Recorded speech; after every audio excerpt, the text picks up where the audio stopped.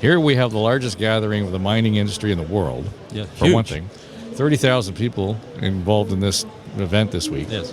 And when you think about, 90 odd years ago when it all started, it would have been primarily the operators of the mines who were pretty much gathering, and they would have been exchanging, ideas on how to, and then it grew into the idea of some development of technology, and, they could probably sell their wares and so on.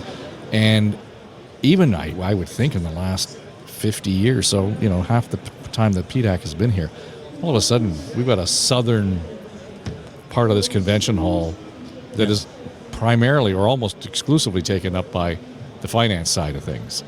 Yes. The dollars, the cents, the venture capital, all of those things that really kind of, make the business go.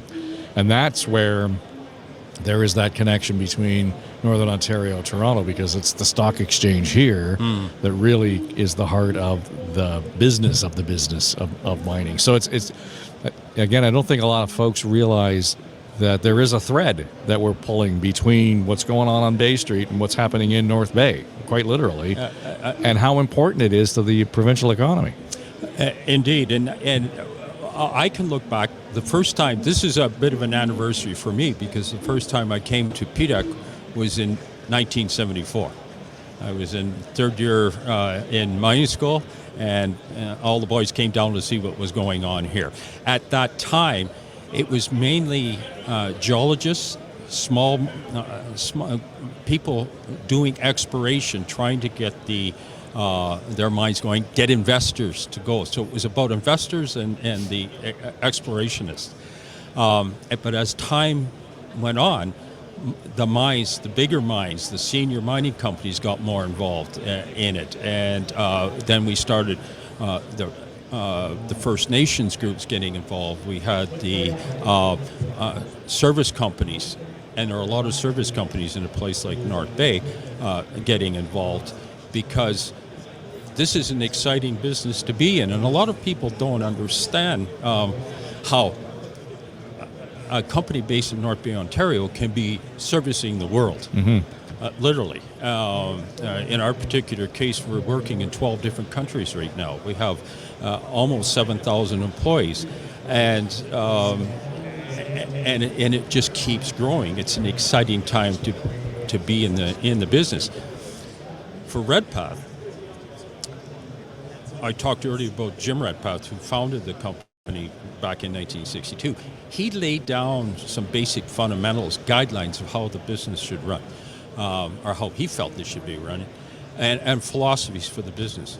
We still use those. We stick to those because they're our guiding light. And it's interesting because you'll see one of the themes that's here is sustainability, sustainable development, and sustainability goes into a lot of things. It's people, it's your company, it's the industry, morphing into the communities and the greater world.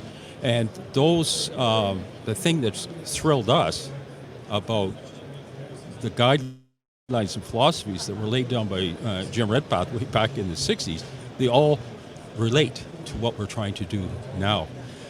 Safety has been a big thing.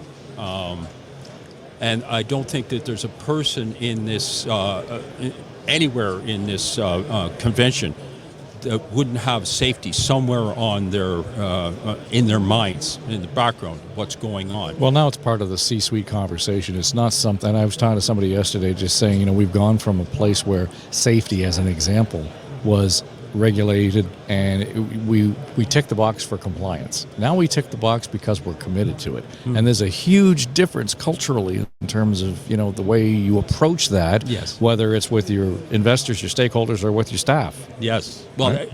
I agreed.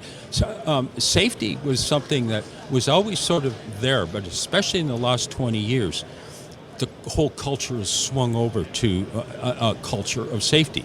Sustainability, I believe, is the same thing is going to happen. It's going to become a part of the culture. It's just what we do, and that's great. That's the way it should be. The thing is, we just didn't know. Now we know, and some people think that sustainability or ESG, which is all part of sustainability, that it's emissions. Well, emissions is just one part of it. There's 16 other sustainable development goals that the UN is trying to promote, which affects water resources, biodiversity, communities, human rights, and it goes on and on. But these are the more we know about them, the more they become a part of our culture, the more we know how it all comes together.